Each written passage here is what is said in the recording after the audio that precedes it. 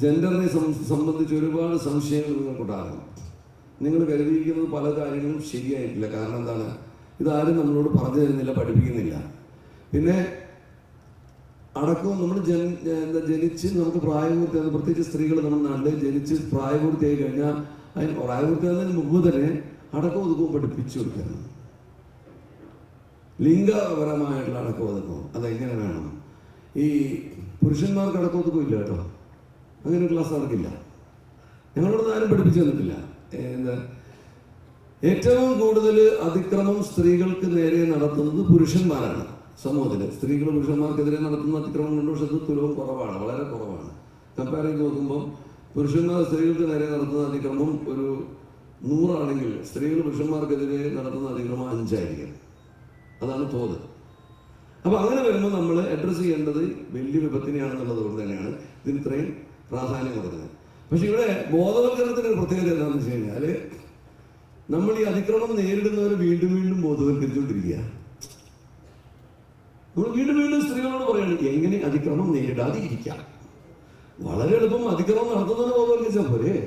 അവനോട് പറഞ്ഞിട്ട് നീ എന്തിനാണ് അതിക്രമം ചെയ്യുന്നത്? ഇത് നീ ഒരു മനുഷ്യൻ ചോദിക്കുന്നില്ല. ഇത് നമ്മൾ പല എന്താ പറയുക ശാക്തീകരണ സദസ്സുകളുടെയും അന്തസത്ത ഞാൻ എപ്പോഴും പലയിടത്തും ഞാൻ പ്രസംഗിക്കുന്ന ഒരു ഉദാഹരണമുണ്ട്.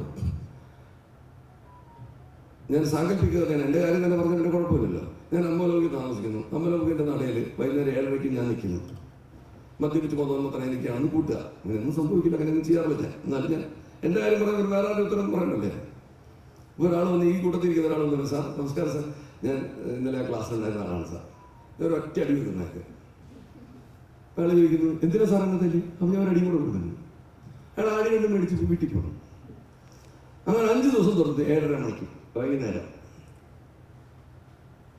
6ാം ദിവസം എല്ലാവരും കൂടി ചേർത്ത് പറഞ്ഞ് ഇയാളുടെ ഭയങ്കര അതിക്രമം സഹിക്കാൻ പറ്റത്തില്ല, വീട് നിങ്ങൾ ഈ PTC ഹാളിൽ കൂടുകയാണ്. ചർച്ച എന്താണെന്ന് വെച്ച് കഴിഞ്ഞാൽ ശ്രീജിത്ത് IPS എന്ന കശ്മീരിന്റെ അതിക്രമങ്ങൾ നേരിടാനുള്ള വഴികൾ. ഇനി അതിൻ്റെ റെസൊല്യൂഷൻസ് ഞാൻ വായിക്കുമ്പോഴാണ് നമ്മൾ കാണിക്കുന്ന ശാക്തീകരണ സദസ്സുകളുടെ ഒരു എന്താ പറയുക വ്യർത്ഥത എന്താണെന്ന് മനസ്സിലാകും. ഒന്നാമത്തെ തീരുമാനം, ആരും രാത്രി 7:30 മണിക്ക് ഒറ്റയ്ക്ക് അമ്പലം കൂടി സഞ്ചരിക്കാതിരിക്കുക. ഒന്നാമത്തെ റെസൊല്യൂഷൻ. 2ാമത്തെ റെസൊല്യൂഷൻ, അഥവാ ശ്രീജിത്ത് IPS അവിടെ കണ്ട ഒടിഞ്ഞു മാറിപ്പോയി, അദ്ദേഹത്തിന് ഒരു കാരണവശാലും നിങ്ങൾ പ്രകോപിപ്പിക്കരുത്. 3ാമത്തെ തീരുമാനം, ഇനി അഥവാ നിവൃത്തിയില്ലാതെ പോണ്ടി വന്നാൽ നിങ്ങൾ 3-4 പേരെ കൂട്ടിക്കൊണ്ട് ഒറ്റയ്ക്ക് പോകരുത്. ഇവിടെ നമ്മൾ ഭംഗിയന്തരാണ് നമ്മൾ സമർപ്പിക്കുന്നതും പിന്നെ നമ്മൾ വ്യവഹരിക്കുന്നതും വിവക്ഷിക്കുന്നതും എന്താണെന്ന് വെച്ച് കഴിഞ്ഞാൽ ഈ രാത്രി 7:30 മണി സമയം അമ്പലമുഖ് പ്രദേശം ശ്രീജിത്ത് IPS എന്ന കശ്മീരിന്റെ അധീനതയിലുള്ളതാണ്. നമ്മുടെ ഈ റെസൊല്യൂഷൻസിൽ എവിടെയും നമ്മൾ എഴുതി വെക്കുന്നില്ല നമുക്ക് ഈ ശ്രീജിത്ത് IPSനോടൊന്നും ചോദിക്കാം, എടോ താൻ എന്തിനാണ് ഈ പോക്കൃതം കാണിക്കുന്നത് ചോദിക്കാമെന്ന് എഴുതുന്നില്ല. അങ്ങനെ ഒരു തീരുമാനം ഉണ്ടാവുന്നില്ല. നമ്മൾ വീണ്ടും വീണ്ടും ബോധവൽക്കരിക്കണം നമ്മൾ തന്നെ. ഏതാ അടികൊണ്ടോരെ ബോധവൽക്കരിച്ച് ഇപ്പോൾ ബോധവൽക്കരണം കംപ്ലീറ്റ് ആയി, അവരുടെ കഴിഞ്ഞു. ഇനിയെങ്കിലും നമുക്ക് ഈ അതിക്രമം നടത്തുന്നവരെയും കൂടി ഒന്ന് 2016 ഞാനൊരു തീരുമാനം അന്ന് പറഞ്ഞതാണ്. ഞാൻ ജെൻഡർ സെൻസിറ്റൈസേഷൻ നോഡൽ ഓഫീസർ ഞാനായിരുന്നു. അന്ന് ഞാൻ എഴുതി കൊടുത്തതാണ്.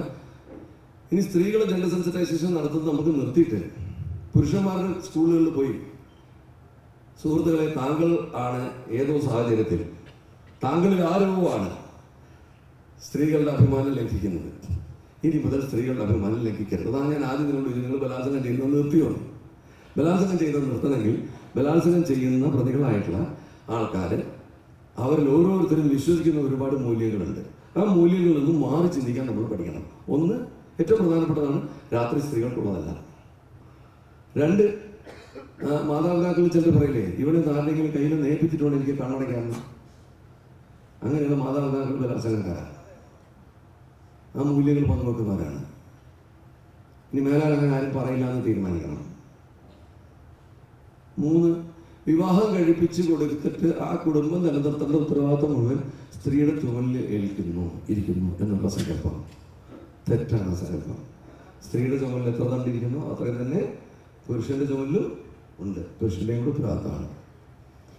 ഇങ്ങനെയുള്ള മൂല്യങ്ങളെല്ലാം ചേർന്നാണ് ഈ ഒരു കുറ്റകൃത്യം നടക്കുന്നത്. മനസ്സിലായി? ഈ മൂല്യങ്ങളെല്ലാം പങ്കുവെച്ച് അത് ശരിയാണെന്ന് വിചാരിക്കുന്ന കുറെ മൂഢന്മാരാണ് ഈ കുറ്റകൃത്യം ചെയ്യുന്നത്.